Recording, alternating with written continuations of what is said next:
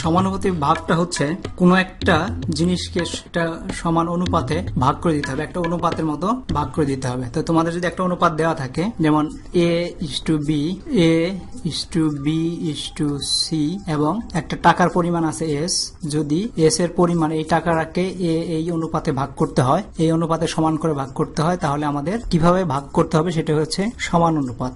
তো সমান অনুপাতের জন্য যেটা করতে হবে সেটা হচ্ছে এই টাকাটা যে অংশটা যে অনুপাতগুলো পাচ্ছে অনুপাতের যোগফল বের করতে হবে। তার মানে a plus B plus C, total অনুপাত হচ্ছে এত। আর এই অনুপাতের কোন অংশটুকু, যেমন a অংশটুকু পাবে s এর মানে s টাকার a by a plus B plus C অনুপাতের যোগফলের এই অংশটুকু পাবে, তার অংশটুকু পাবে। এভাবে আমাদের অনুপাত সমানুপাত ভাবে ভাগ করতে হবে।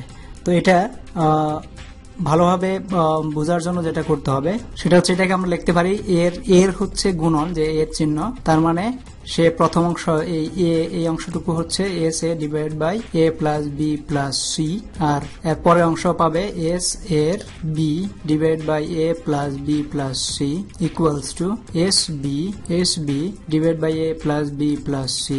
তারপর এস এর শেষ অংশটুকু পাবে C divide by A plus B plus C সমান সমান S C divide by A plus B plus C. তো এটা আরো ভালো করে বোঝার জন্য আমরা একটা এক্সাম্পল দেখি।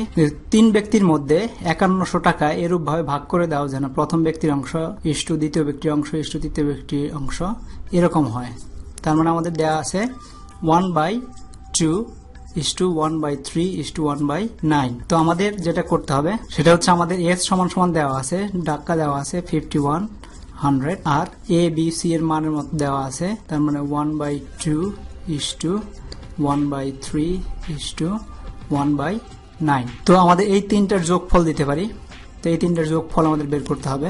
এই তিনটার যোগফল ইকুয়ালস টু হচ্ছে 1/2 প্লাস 1/3 প্লাস 1/9 সমান সমান এটার লসাগু যদি করি আমরা 2 3 9, এর লসাগু 3 দেওয়া 2 1 3, 3 3কে 9 9 2 18, তার মানে আমরা পেয়ে যাচ্ছি 18, 2 যায় 9 প্লাস 3 যায় 6 বার 6 প্লাস 2, তার মানে হচ্ছে আমাদের এখানে দাঁড়ালো 15 17/18। তো 17/18 হচ্ছে আমাদের যোগফল।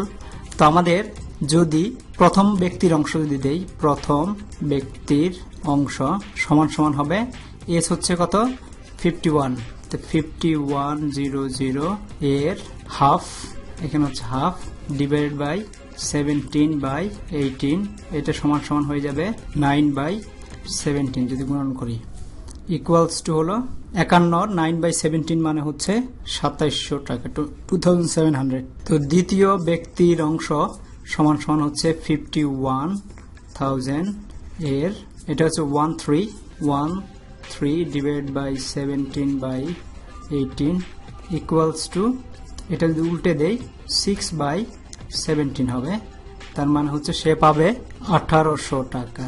আর তৃতীয় ব্যক্তির অংশটা দেখি, তৃতীয় ব্যক্তির অংশ 5100 এর, তার হচ্ছে 19 ডিভাইড বাই 17/18 সমান সমান হচ্ছে 2/17, তার মানে হচ্ছে এত এর 2/17 সমান সমান হচ্ছে 600 টাকা।